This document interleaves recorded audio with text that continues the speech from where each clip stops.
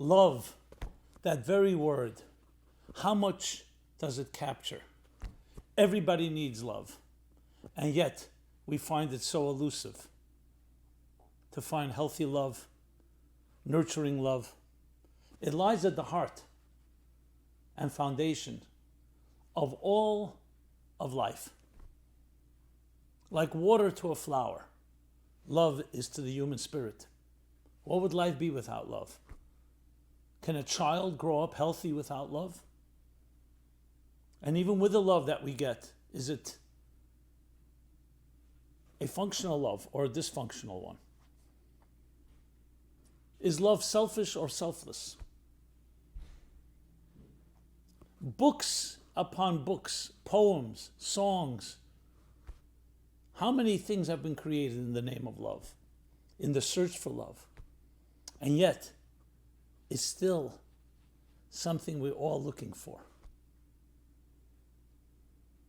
Please join me in this critical discussion on the Kabbalah of Love and discover what is love, what is true love, what is healthy love, what is unhealthy love, and how do we create meaningful and sustainable relationships that, yes, can last into eternity.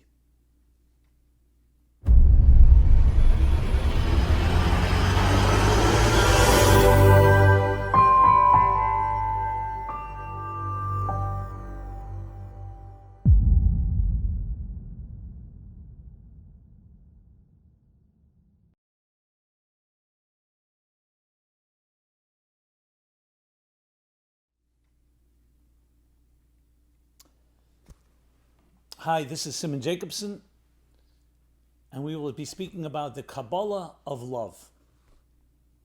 This program is lovingly dedicated in honor of Yaakov Ezra upon his bar mitzvah on the 4th of Elul, and it's in honor of his loving family, Thomas and Aviva, Daniela Bracha, Zohar Nava, Asher Yehuda, and Lillian Rachel Gorney. May Yaakov Ezra grow up to be an ambassador of divine light, illuminating and warming the world with his unique energy, bringing pride to his family, community, the Jewish people, and the entire globe. Love, that four-letter word, love. How many volumes have been written about this? Everybody needs love, and yet it remains so elusive. Best-selling books continue to sell because no one's mastered it.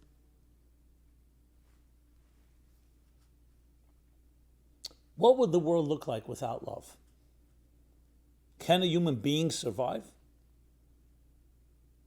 A child growing up without any love, what would happen to that child? Unfortunately, we've seen the consequences of that. It lies at the heart and the foundation of everything, of relationships, of security, of confidence, of attachment. For 9 months, every one of us spent in our mother's womb. That's an embrace. We develop a connection, attachment, a love. So many ways you can say love is the essence of attachment. But it's more than attachment. It's not just two things connecting. Is being nurtured by that connection, like being submerged in water, where you're completely surrounded. And that creates a certain calm, a certain confidence, a certain sense of belonging. And the lack thereof is what we call attachment disorder. Indeed, in Hebrew, the word for love, ahava, is the same gematria, the same numerical equivalent as the word for echad, unity, connection, attachment. And yet, love remains so difficult to attain. As the cliche goes, you can't live without it, and you can live with it. Look how much pain is caused by people who are in love. One day, people are in love, inseparable. A little while later, they're fighting an ugly war in a divorce court. So let's talk about this most important of topics. And what can we learn about it from, yes, the mystics, thousands of year old formula, time-tested formula, that is relevant today more than ever in helping us build healthy, sustainable relationships. Perhaps a good way to begin is by thinking of it from a biological perspective. The conventional, if you can call it such, the most prevalent theory about love is an evolutionary biological theory. I like to call it the Darwinian Freudian model. And Darwin as in social Darwinism, social evolution. And that is the concept that it's a need, just like any other need. Biology teaches us that life, survival of the fittest, natural selection, is based on whatever is going to perpetuate the species. Whatever works best, that's what the species will gravitate to. The most important cardinal rule in all existence is perpetuating yourself. Because if you die out, the species dies out, it's all over. Now, no one's been able to explain why perpetuation itself is important. Why can't things just die? I mean, millions of species have died out according to these theories. And yet it seems to be an important, and maybe the most important thing, perpetuation of the species. This defines the sexual behavior of the female, of the male. I mean, books and books and books continue to be written on this topic. And as such, the way nature has made it, in order to have the gene pool to continue to go through changes, contributions of each different DNA strands. So you have the male and the female component in all species. To bring them together, a concept arose, which is called love. Now, in the animal kingdom, do we actually call it love? Do they love each other? As we would call it romantic love in the human world? No one's ever interviewed animals to know. We study their behavior. There's definitely an element of tenderness and care in certain species. In certain species, you don't see that at all. It's completely raw, naked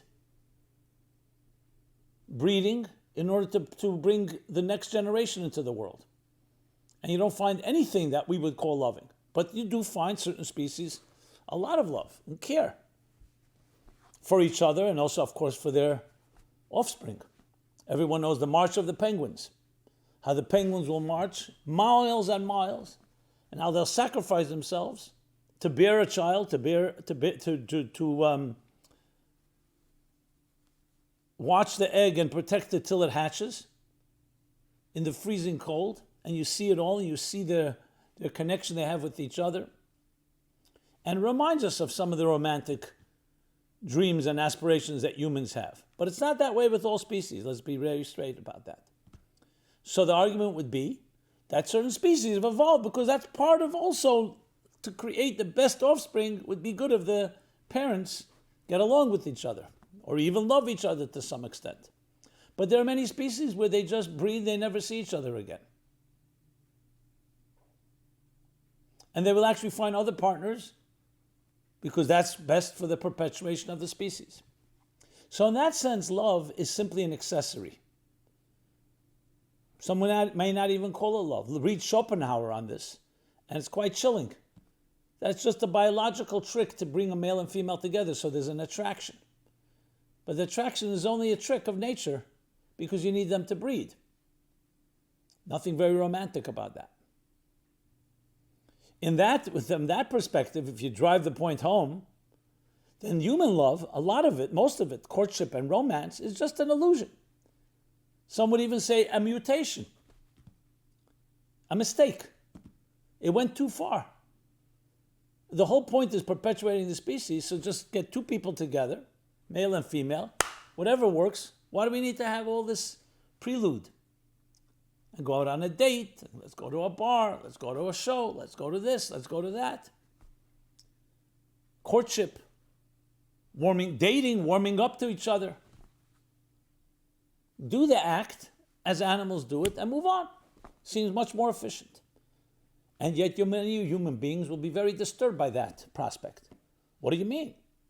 I want to be cared for. I want to care. I want to be loved. And how many arguments break out around that? Where the male just wants to be, we'll call it intimate. If it's really called intimate is another question, which we'll try to address. And therefore, and female says, 1 second, I need you to care for me. I need flowers. I need dinner. I need to feel nurtured. I need to feel a sense of belonging. I need commitment. If you really drive the point home, you can say love is really an illusion.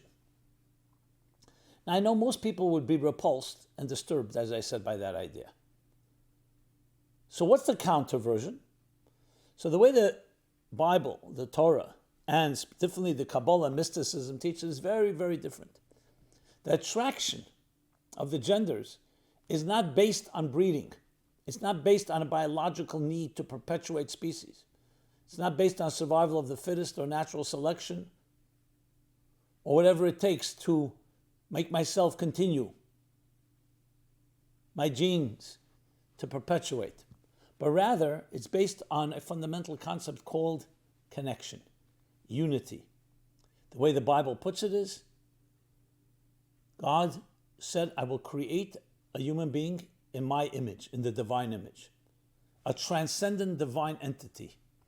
And how will I do it? Through male and female. Two partners, two halves of one whole.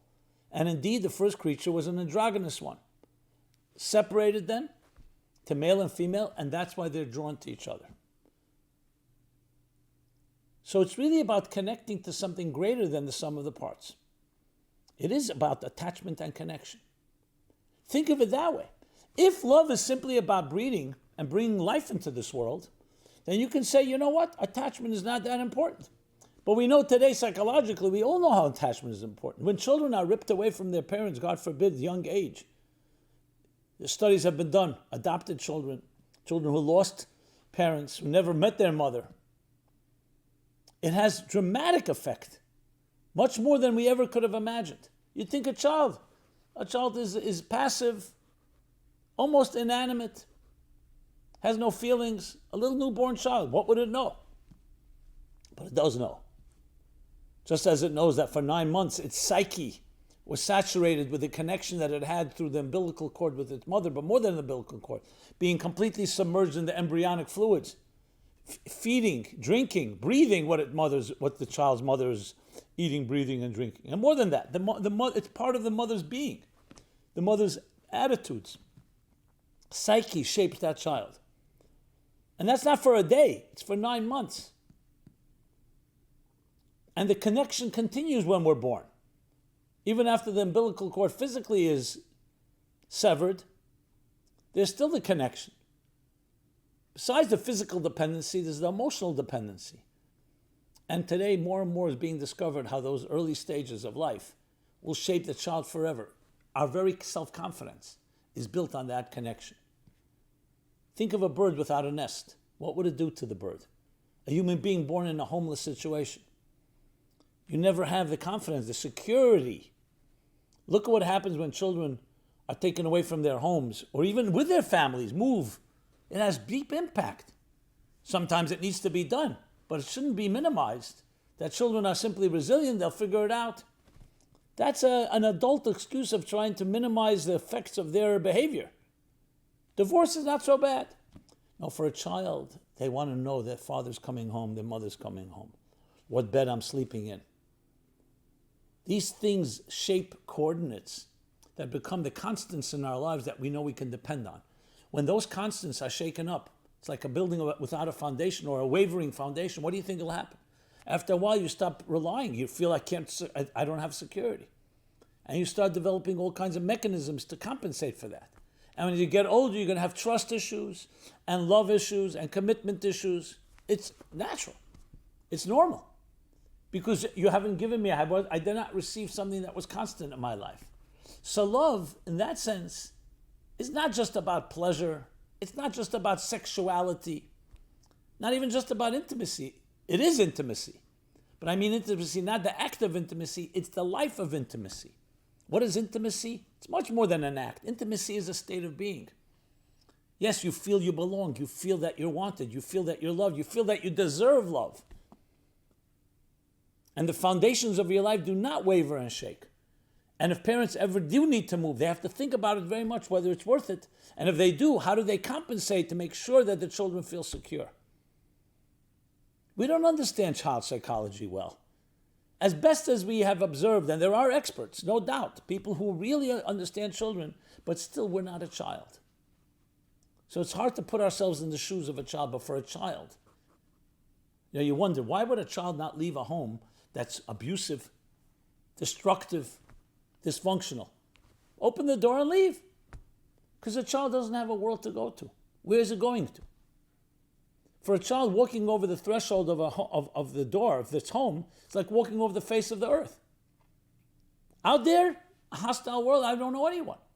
Or more than that, I don't even know that it exists. So for a child, its whole life is its home. And what happens in the home defines what the child's security will be like. So love, security, attachment, connection, commitment, all really synonymous at the end of the day. Not synonymous in the etymological sense of the word, but synonymous in its concept and its spirit. The second point let's make about love that the Kabbalah of the mystics teach us, that love is fundamentally spiritual, not physical.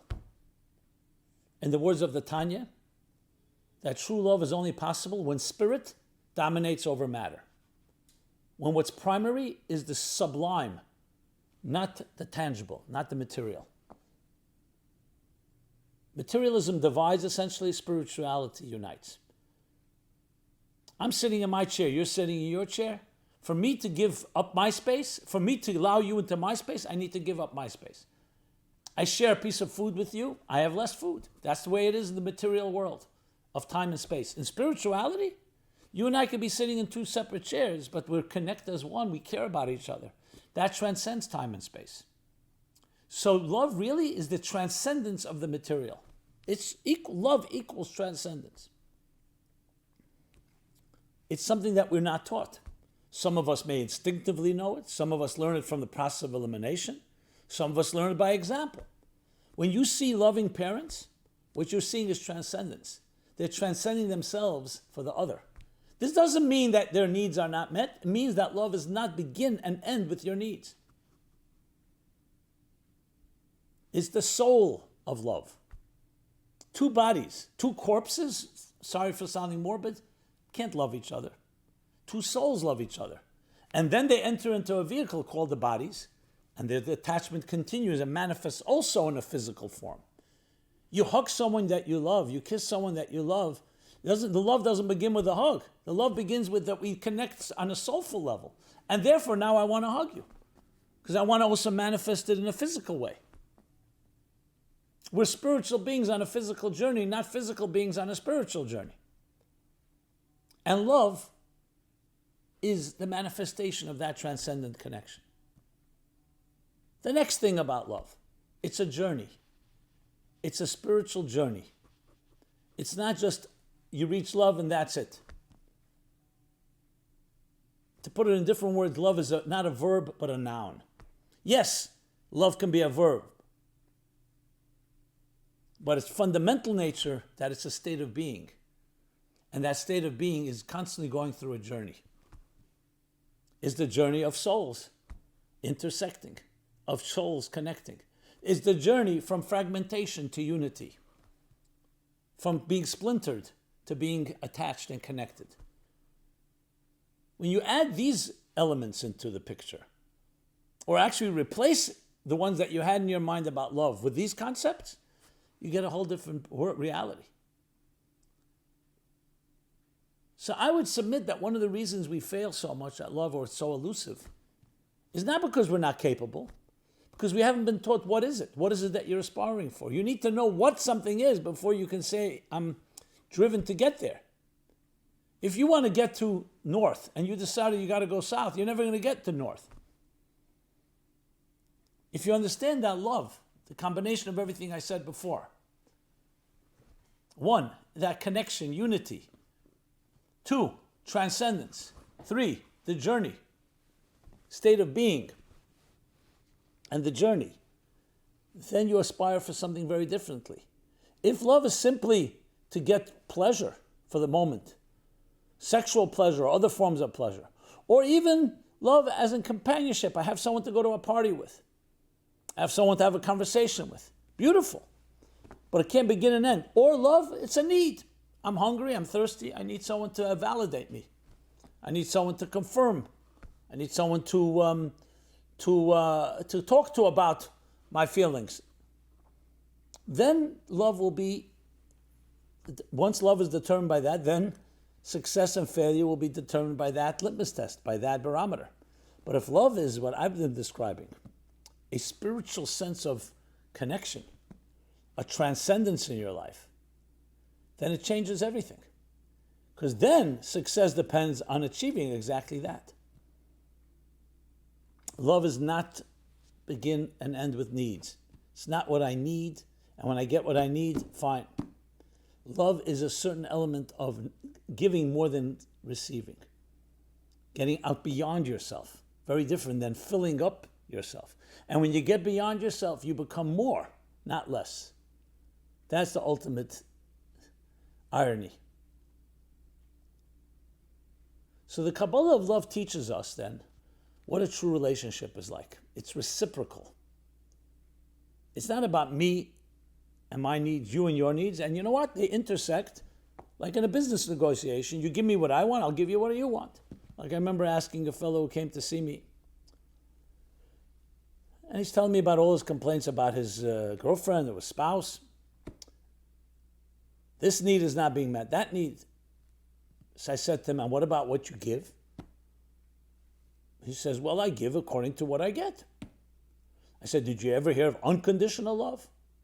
Oh yeah, of course, beautiful. I'm happy to give unconditional love. If she does A, B, C, D, E, F, G, I'll give her unconditional love. So I said, but that's called conditions that you just described. He didn't even pick up on that.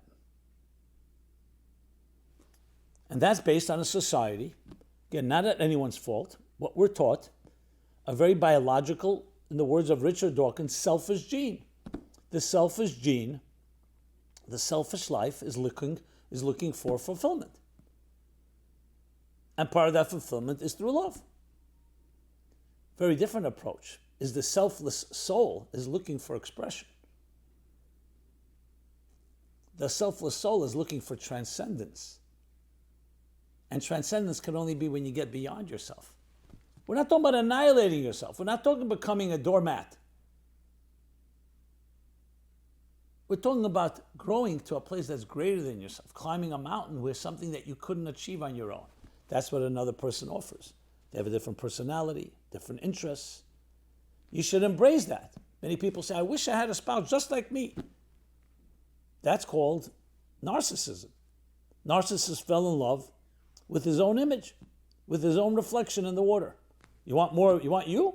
Go to a mirror and look at a mirror.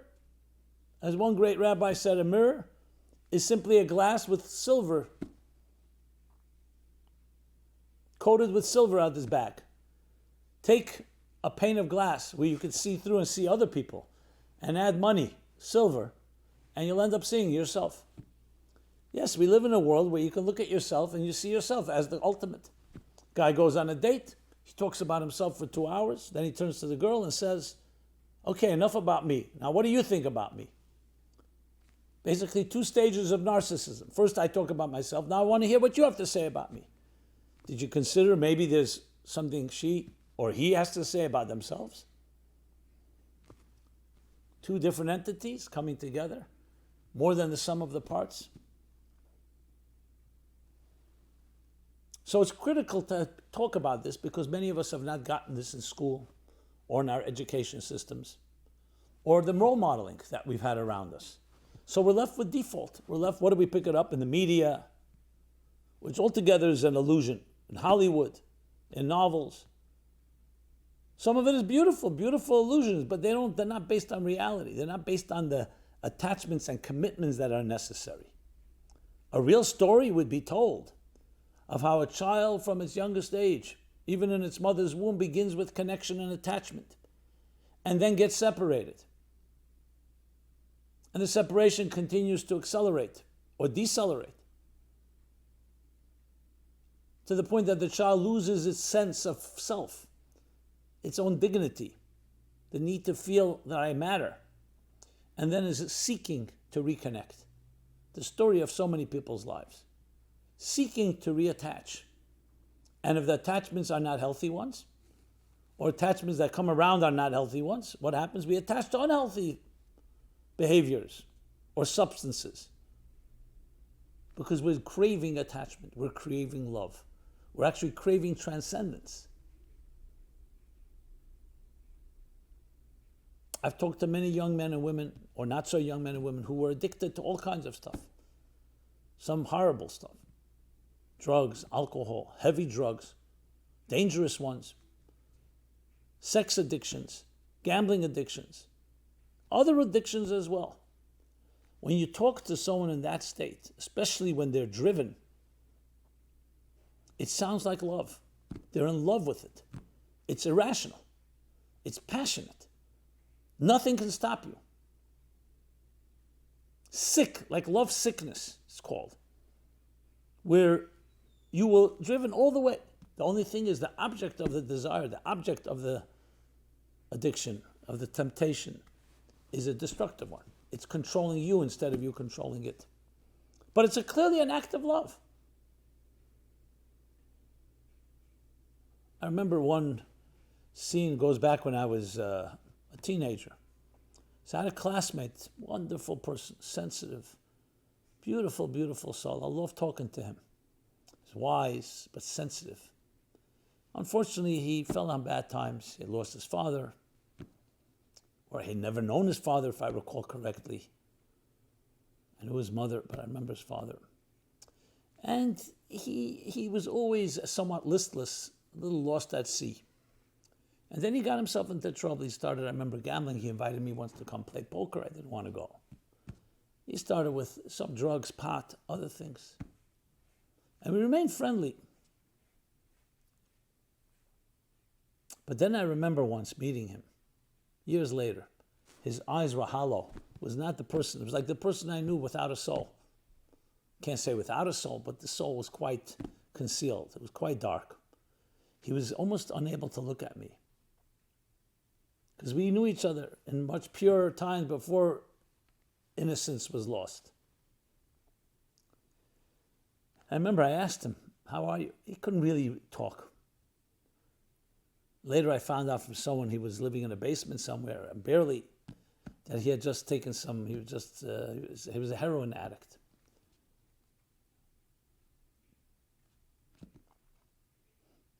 I cried, to be honest. I cry now when I think about it. This beautiful soul,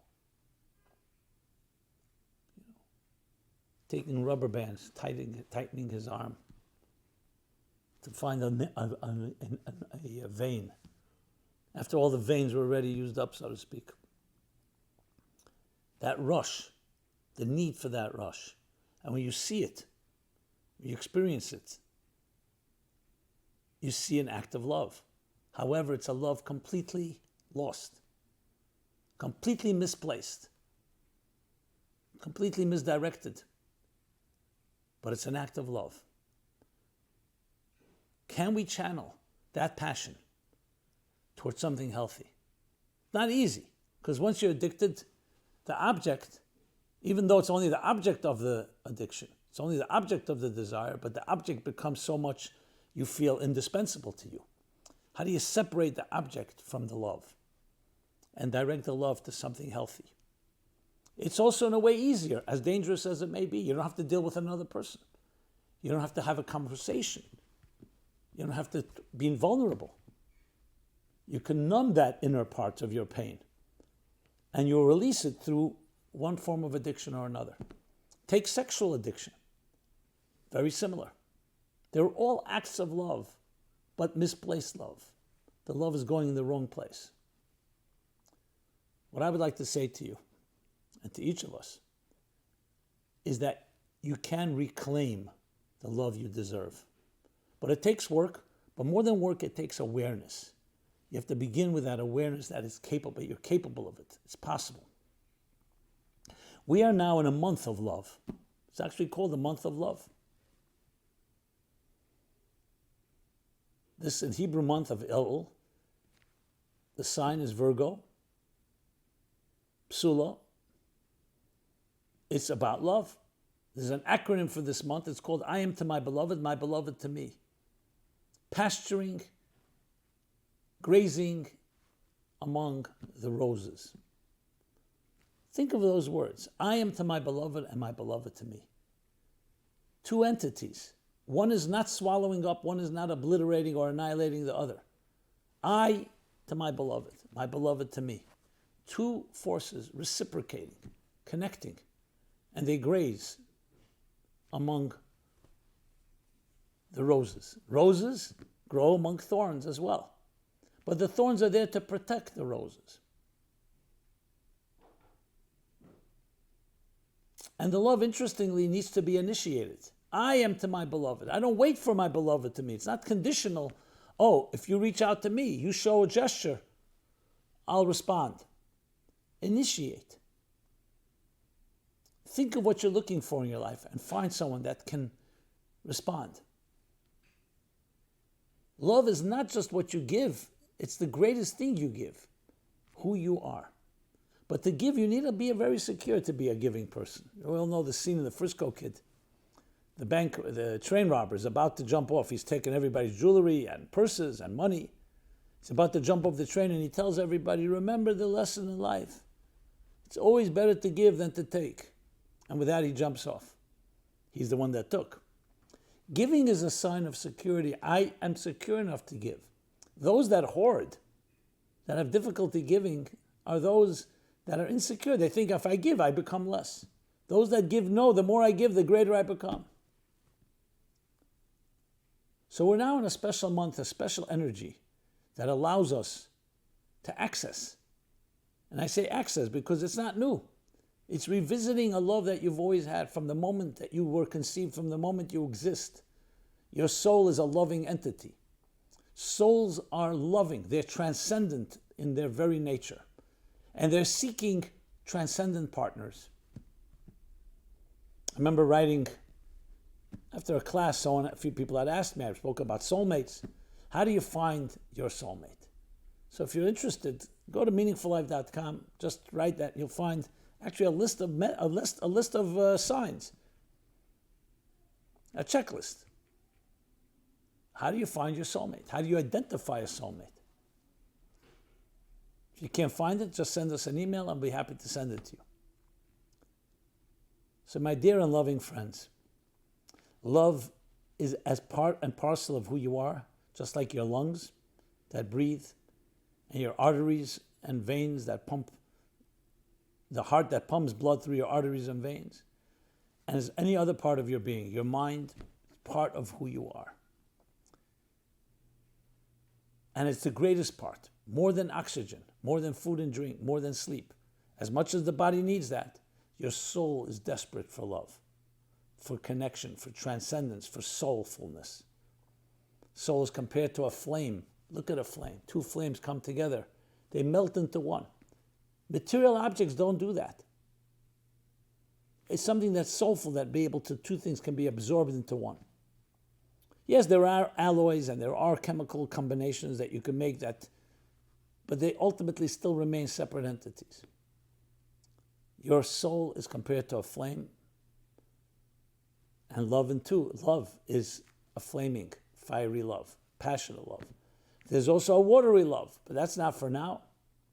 The point, my friends, is that we have this as our birthright, and now is a great time to work on it.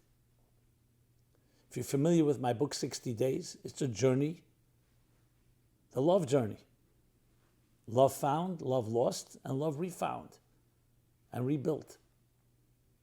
It's a journey to find the connections in our lives, both physical connections, spiritual connections, transcendent connections that make us more and greater than we can ever be. So I want to bless you and wish upon you to find the love within yourself, that connection, attachment to who you are, your calling, your mission, and by extension, finding your soulmate. Because it's hard to find a soulmate if you don't identify with your own soul. May we be blessed, especially in this month, to achieve that. check out 60 Days. It's in book form. You can get it in email, a daily email, a podcast. And over the years, it's actually created a following of people doing 60 days together, a daily journey in discovering deeper love as we prepare also for the high holidays, the new year and renewal.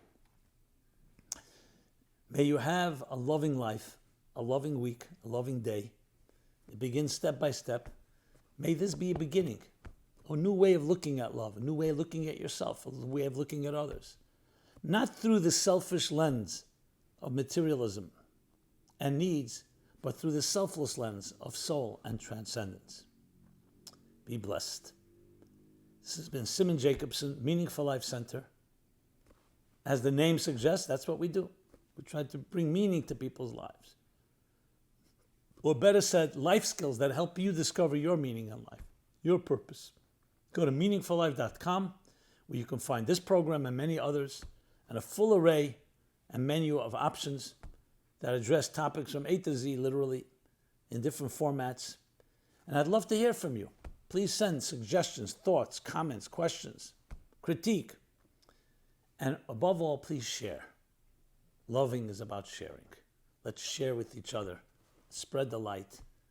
One flame lights another flame ad infinitum without the first flame being diminished. On the contrary, the more flames, the greater all the flames become. And we join together, as different as we are, and create this massive flame that illuminates and warms our environment and the whole world around us. Everyone be well and be blessed. Thank you so much.